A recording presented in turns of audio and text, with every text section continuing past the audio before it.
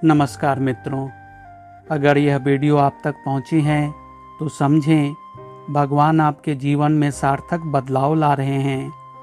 मेरा यह चैनल आपके और आपके परिवार के सामने सनातन के अद्भुत प्रसंगों और संतों महात्माओं के विलक्षण कृतियों को सहज सरल भाषा में प्रस्तुत करने के लिए बना है। एक और विशिष्ट बात, यह चैनल मैंने बालकों और युवाओं को धर्म और सनातन से अधिक जोड़ने के लिए बनाया है। उम्मीद है आपका सहयोग जरूर मिलेगा। कुछ सुझाव हो तो कमेंट में मार्गदर्शन जरूर करें। आज आपके सामने प्रस्तुत है लाहिड़ी महाशय की जीवनी का 35वां भाग। आज के वीडियो में हम जानेंगे कैसे योगीराज लाहिड़ी महाशय अपने भक्तों की रक्षा करते थे तथा किस तरह क्रिया योग के अभ्यास से वो चिकित्सा विद्या से लेकर संगीत विद्या सब में समान रूप से पारंगत थे। आग्रह है वीडियो को लाइक और शेयर तथा चैनल को सब्सक्राइब जरूर कर लें। तो आइए आज का प्रसंग शुरू करते हैं। एक बार की घटना है। कलकत्ता के राजवैद्य गंगाधर सेन के छात्र कविराज परेशनाथ राय ने कलकत्ता से काशी आकर कविराजी चिकित्सा द्वारा काफी यश एवं धन का उपार्जन करने में सफलता प्राप्त की थी। वे कविराजी चिकित्सा के क्षेत्र में ही पारंगत एवं विख्यात नहीं थे, बल्कि काव्य, व्याकरण, दर्शन शास्त्र आदि विषयों का भी गहरा अध्ययन किया था, जिससे उन्हें काफी यश प्राप्त था। इसीलिए उनमें काफी दंभ या अहंकार भी था।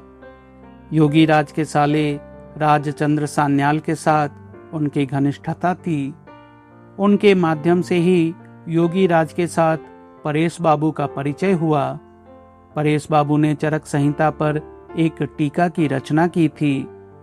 एक बार योगीराज के समक्ष उस टीका पर आलोचना हुई। उस समय वहां कई शास्त्रज्ञ पंडित भी उपस्थित थे। टीका के किसी विशेष अंश के पाठ के पश्चात अपना अपना विचार प्रकट करते हुए पंडितों ने उस टीका की उच्च प्रशंसा की, किंतु योगीराज को मौन देखकर परेश बाबू ने पूछा, टीका कैसी हुई? इस संबंध में आपने कुछ नहीं कहा? योगीराज ने शांत स्वर में धीरे से कहा, सब कुछ गलत हुआ है। विख्यात अहंकारी परेश बाबू के सामने उनके मुंह पर इस प्रकार कोई उनका प्रतिवाद करे, किसी में भी ऐसा साहस नहीं था। सभी लोग चुपचाप एक दूसरे का मुंह देखने लगे। अपने आक्रोश को कुछ संयत करते हुए परेश बाबू ने कहा, क्या आप चरक के संबंध में जानते हैं? योगीराज ने मुस्कुराते हुए कहा, जो सही या यथार्थ है वह जानता हूँ। यह बात उन्हें तीर की तरह लगी। कई दिन इसी चिंता में कटे।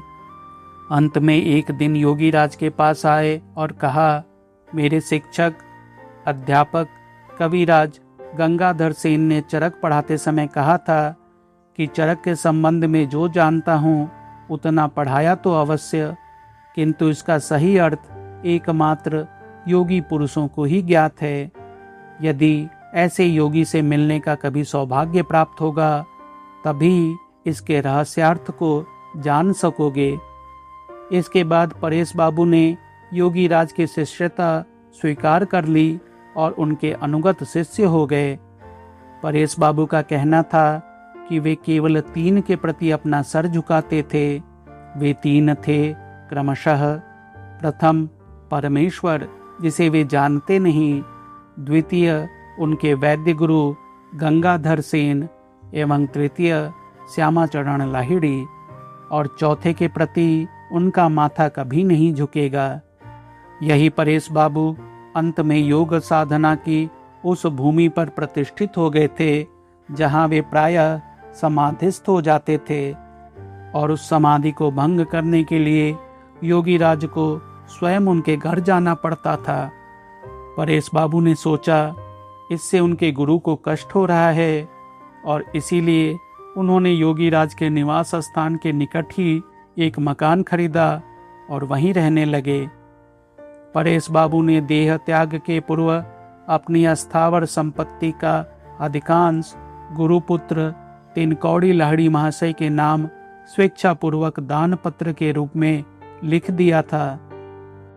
योगीराज की एक महिला भक्त ने एक दिन योगीराज से उनकी फोटो प्राप्त करने का निवेदन किया। योगीराज ने अपना एक फोटो देकर कहा, यदि इसे फोटो समझो तो वह केवल फोटो ही है, और यदि रक्षा कवच समझो तो रक्षा कवच है। कई दिन पश्चात उक्त शिष्या अन्य एक भक्त शिष्या के साथ मेज पर गीता रखकर पढ़ रही थी। सामने दीवार पर योगीराज का वही फोटो टंगा था। इसी समय प्रचंड वज्रपात के साथ मूसलाधार वृष्टि प्रारंभ हो गई। आंधी पानी साथ साथ।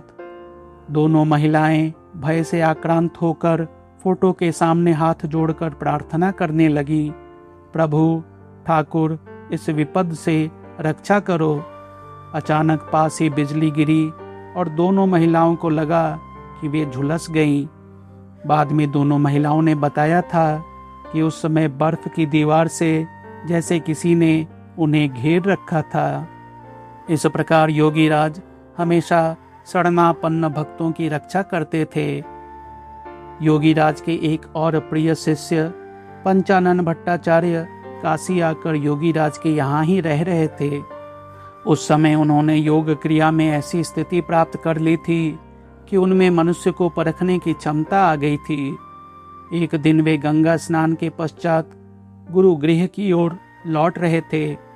जाते जाते उन्होंने देखा कि उनके कुछ आगे आगे एक अच्छे उच्च साधक व्यक्ति जा रहा है और उनसे परिचय करने की दृष्टि से वे तेज चलने लगे, किंतु उक्त व्यक्ति भी पीछे मुड़कर देखे बिना उसी तरह तेज तेज चलने लगा। भट्टाचार्य महोदय ने ज्यों ही उनको पकड़ने के लिए दौड़ना चाहा, त्यों ही वह व्यक्ति अदृश्य हो गया।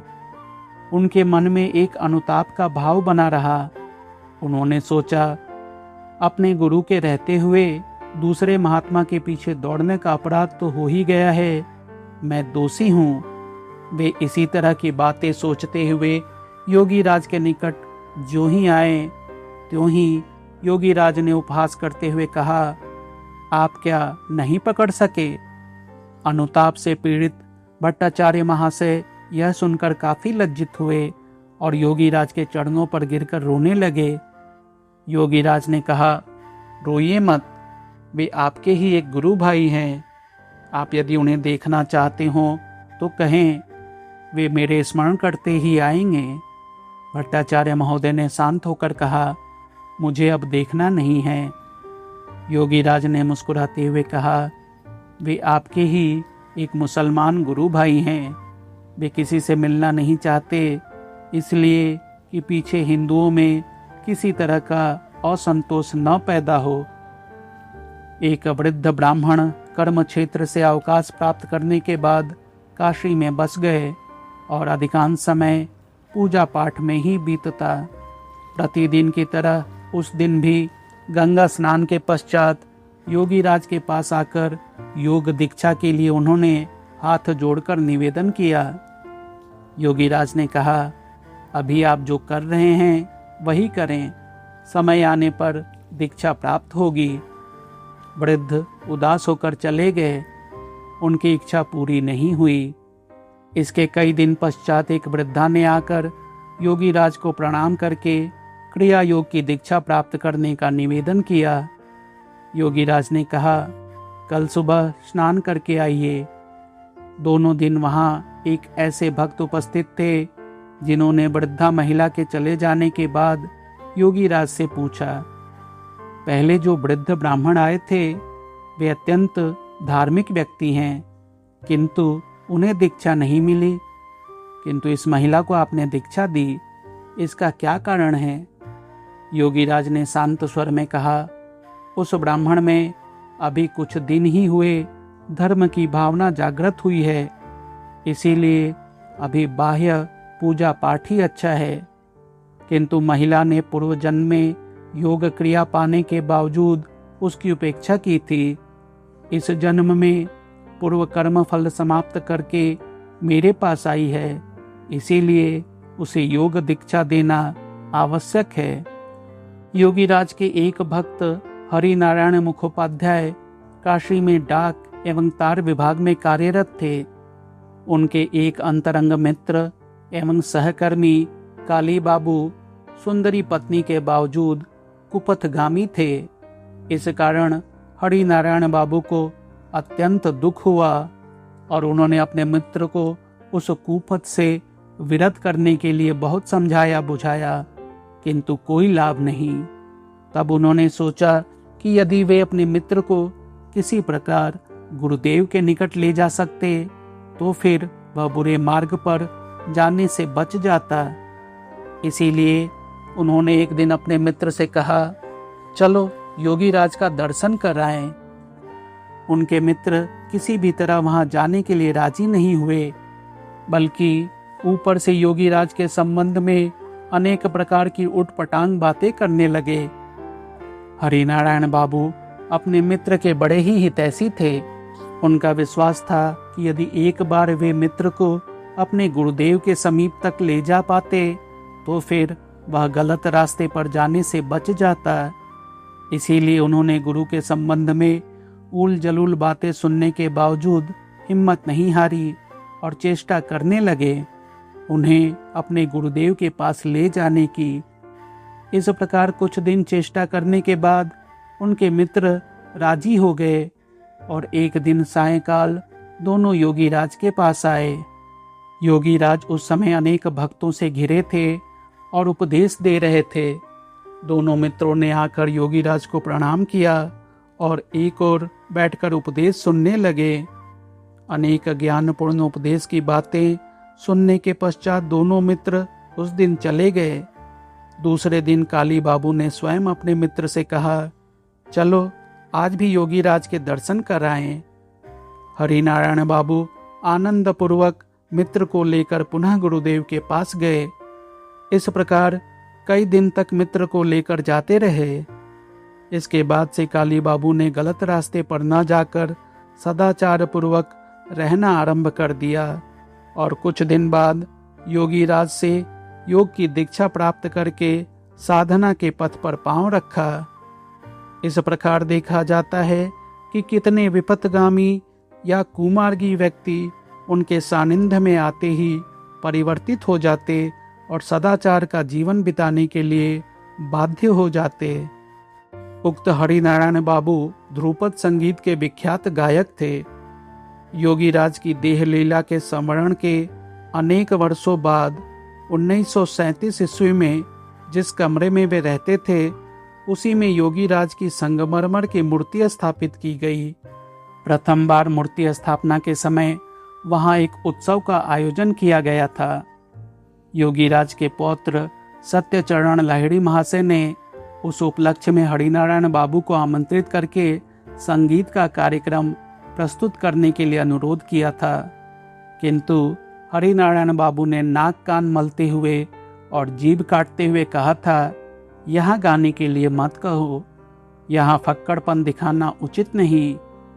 कारण पूछने पर उन्होंने कहा था कि एक दिन मेरे संगीत विद्या के गुरु एवं योगीराज के शिष्य श्री रामपुर निवासी रामदास गोस्वामी महाशय के साथ अर्थात हम दोनों योगीराज को प्रणाम करने आए थे। उस समय वे उत्सुकतावश हम लोगों के साथ सुर ताल लय के संबंध में आलोचना करने लगे। आलोचना के दौरान अचानक उन्होंने मुंह बंद करके ऐसे कई नाद स्वर की ध्वनि उत्पन्न की जो आज भी कान में बज रहे हैं। उस स्वर के सामने मेरा स्वर तो कुछ अर्थ ही नहीं रखता। कौन सा सुर, कौन सी ध्वनि किस स्थानीय प्रयत्न से उत्पन्न होते हैं, उस दिन उन्होंने सब दिखा दिया था। इसी कारण अब उनके सामने गान प्रस्तुत करने का साहस नहीं करता हूँ। आज की प्रस्तुति यहीं तक। उम्मीद है यह प्रस्तुति आपको पसंद आई होगी। इस कथा का अगला भाग जल्दी प्रस्तुत होगा। वीडियो में अंत तक बने रहने के लिए धन्यवाद। फिर से आग्रह है, वीडियो को अधिक से अधिक लोगों तक पहुंचाने का प्रयास करें और चैनल को सब्सक्राइब करना ना भूलें। धन्यवाद।